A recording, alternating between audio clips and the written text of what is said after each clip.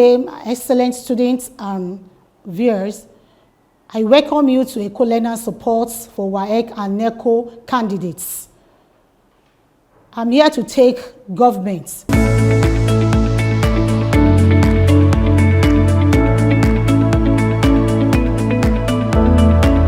Eko Learners Support, a support program of the Lagos State Ministry of Basic and Secondary Education for WAEC and NECO candidates. The topic before me is presidential system of government. By the end of this topic, students should be able to define the meaning of presidential system of government, to highlight the feature of presidential system of government, also to explain the concept of individual responsibility, 4, to mention the advantages and disadvantages of presidential system of government, 5, to state the functions and constitutional power of executive government in this system, and 6, highlight limitation on the powers of executive presidents. Now, what is the meaning of presidential system of government? This is a single executive system whereby a man or a woman is both the head of the state and head of the government. That is one single person that made the head of the state and head of the government to control the affairs of the state and the government. For example, or the example of the countries that practice this system of government are United States of America, Spain, Nigeria, and furthermore, etc. The features of presidential system of government, that is the characteristics, what we can see to that make it a presidential system of government. Number 1, single executive. It means that a person is both the head of state and head of government. 2, separation of powers. That is, all these arms of government that we had, legislature, executive, and judiciary, they have different kind of function. They are autonomous, that they stand on their own. In presidential, in presidential system of government, there is separation of power, there is division of labor in what they are doing. 3, appointments. That is, the president has the power to appoint his ministers, those that work as that will stand as his own cabinet. And also 4, impeachments. In presidential system of government, as the characteristics, there is a column for impeachment where we have abuse of power. The legislature has the power to impeach the executive. And 5, fixed time of office. That is, in each time that, for example, in Nigeria, we have 4 years per term. So there is a fixed time, tenure that they use. In some countries, under some other system of government, they have maybe 6 years, 5 years. But for example, in Nigeria that we have, the fixed time is 4 years per term. And as I said, when you look at this figure of table, presidential system, we have executive, that is the elect, that they were elected by the electorate, the masses, the citizen of the country. And also the legislature are elected by the citizen of a country. Not that there is an inheritance position or level, but people come together to vote for them in order to rule them. Now we go to the concept of individual responsibility. In presidential system of government, this concept is very vital, and it means that ministers that are appointed by the president are individually responsible for actions and inactions in their respective ministry. That is, that it is not collective responsibility like parliamentary, but under this, that whatever presidents, governor, minister they do, that either good or bad, they will be responsible for it as they've done it.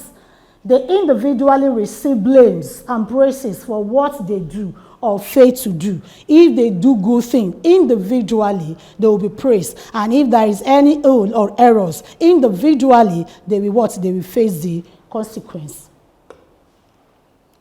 Now we go to our advantages and disadvantages of presidential system of government. That is the goods and the bad. There is nothing that is 100% good.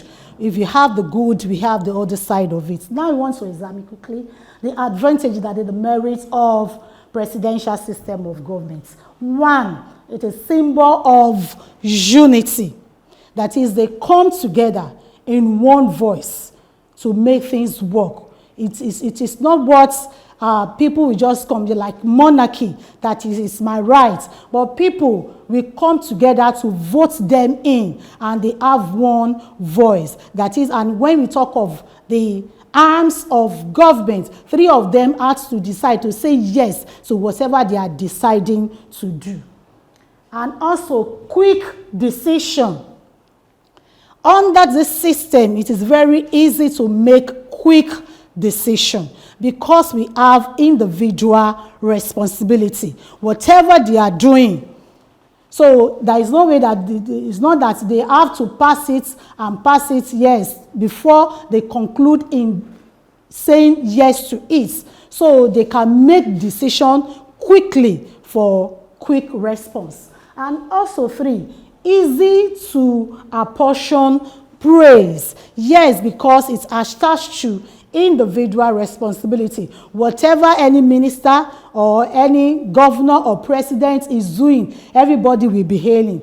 For example, in Nigeria, Tinubu is doing well. Oh, yes, we are praising for what he's doing that we can physically see. Or for Lagos State, we can see that, yes, Lagos State is moving, is doing this. No, they will applaud it to the person that is in that position for that time.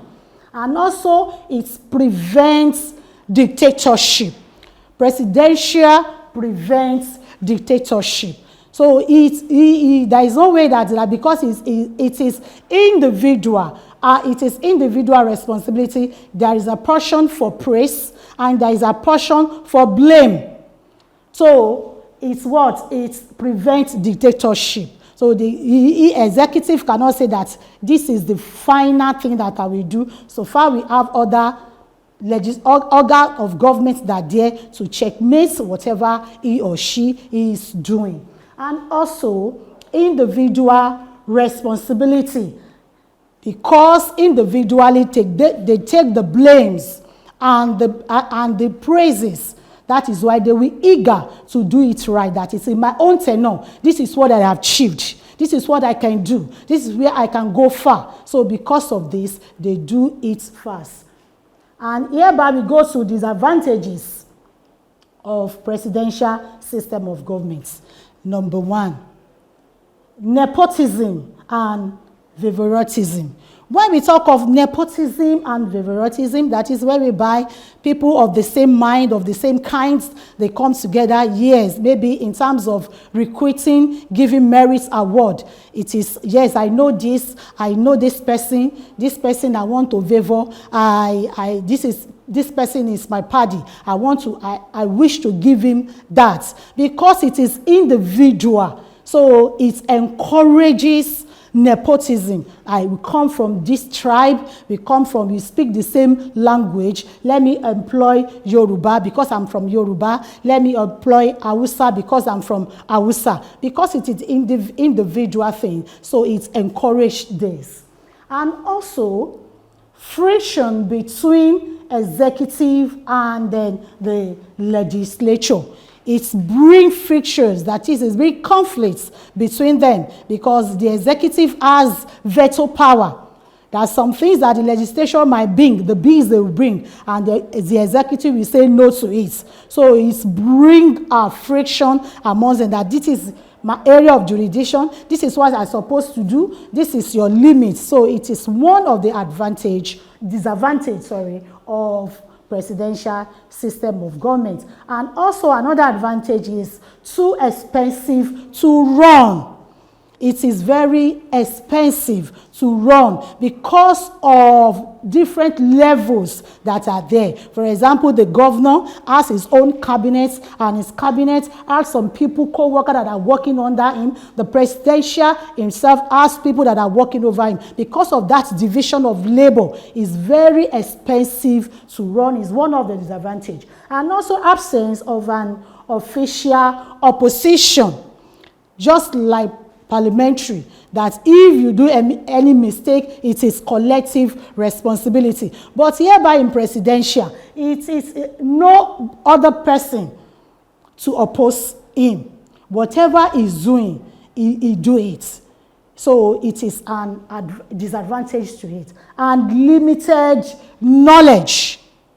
Limited knowledge is one of the disadvantage of presidential system of government, because if you think that, yes, I'm the executive president, yes, this is what I want to do, and when is it, so it can make some other thing to turn around. Now we go to the functions and powers of an executive president, in which these are highlighted here. Number one, it serves as both the head of state and head of government. As I said before, he is one single unit. He serves, whoever is there, he serves as both the head of state and head of government. He controls the activities, the economic activities, the state activities, and all other ceremonial activities. 2, he formulates with other ministers both domestic and foreign policies. That is, one of his functions is that he formulates, he makes some policies to be implemented by either he himself and other minister that he has picked to work with him as his cabinet. And also another function is he proposes executive bill to the legislature for approval.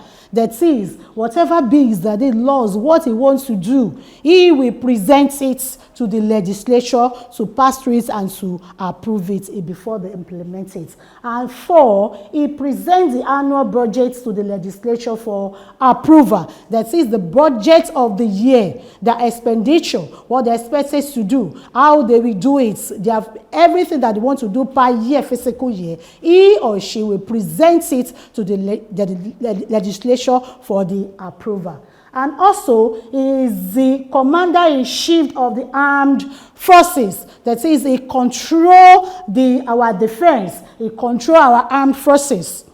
For example, in Nigeria, our President Tinubu, is the chief commander of armed forces in Nigeria. Whatever they are doing there, both in the ministry as a defense or as commoners, that he is the number one. He is a commander. And also, he assents to the bills passed by the legislature. That is, whatever the bills, the laws that the legislature make, they will bring it to the executive as the head of the state to pass it. If he say yes, yes, it will be yes. If he say no, that is no. He pass the assent to him.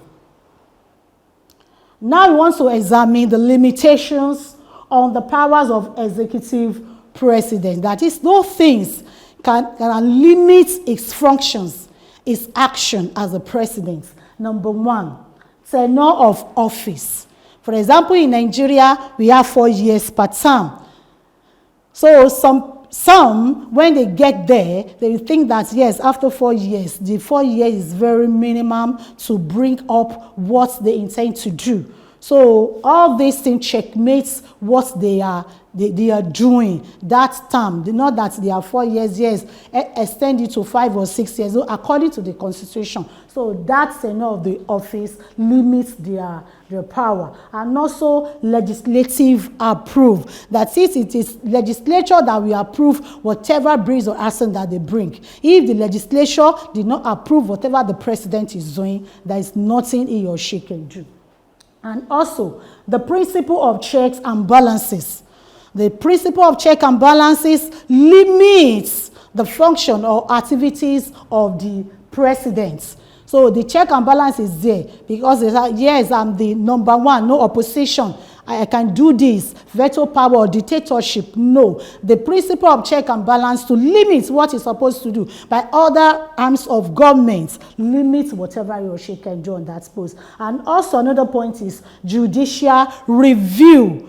Judicial review. Yes, by our courts, Supreme Courts, they can review. Yes, this is what he can do. This is not he cannot do, by taking it to Supreme Court or to any court for adjustments. And also approval of budgets. Yes, the president will have his own budget. This is what I want to do. But if it is not approved by the legislature, there is nothing the president can do.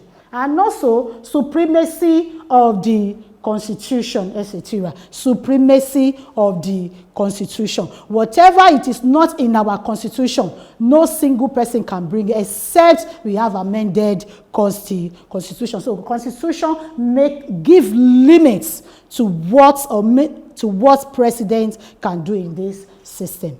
Acing your WAEC and NECO examinations has been made easy by the Lagos State Ministry of Basic and Secondary Education with the Eko Learners Support for WAEC and NECO Candidates television program. Join seasoned teachers as they take you through these core subjects, targeting the exact syllabus of WAEC and NECO. Watch Eko Learners Support for WAEC and NECO candidates through these social media platforms to access more educational content and give their feedback. Eko Learners Support for WAEC and NECO candidates. Pass your examinations with flying colors.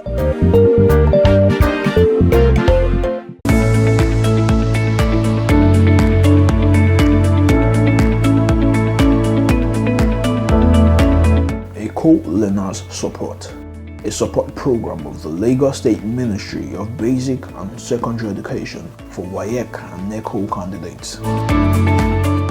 This is here we are. I believe that you have made one point or the other to add to your knowledge that you have. Here I have a practice question with me. Number one says, presidential system of government is the best system of government. Discuss. 2. What are the functions of the head of government in presidential system? And with what we have learned or highlighted before, we can have this solution to our question. Question number 1. The answers are what make presidential system to be the best? That is, presidential system is the best of government because of the following. 1. Quick decision. It facilitates quick decision making and provide effective leadership. Because of this, it makes it the best. 2, the system allows the president to make use of the needed experts outside the party system. That it's not from his only party that he can choose his cabinet, that is his minister that work for him. He can choose from other political party outside his own political party to work within. And also individual ministers are accountable for their deeds and misdeed. That is, as an appraiser, and for doing it right and for doing it wrong. And also the separation of power inherent here allow each arm of government to concentrate on its duty for maximum efficiency. That is, under this that we have separation of power, the 3 arms of government, they'll be able to go directly to their function, what they are expected to do at every given time. And here I have the answers to question 2. The head of state, that is the functions of the head of a president as the head of government. The head of government initiates bills and policies for parliamentary approval. That is, the head of government, he makes bills and he makes the bills, initiates it, and the policy that he wants to present it before the legislation, before it is approved and implemented. 2, he has the right to declare a state of emergency. That is, whenever we have any crisis or conflict, that is, as an executive, as an executive, the chief of the executive, he has the power to make the statement that the state of emergency where the constitution will be suspended, for the military to take over, for peace to be restored to a state. And also act as head of state and commander-in-chief of armed forces. As I've said before, that he is the commander-in-chief of armed forces. He controls both the military and non-military in the state. And lastly, assent to bills passed by the legislature to become law. Whatever the bills that the legislature make, he will append it to make it a law. Thank you. I believe that with all this, you are able to pick one or two and you can go through it all over. And peradventure you have any questions, any suggestion, or any comments, you can visit our website placed on the screen. Thank you and have a good day.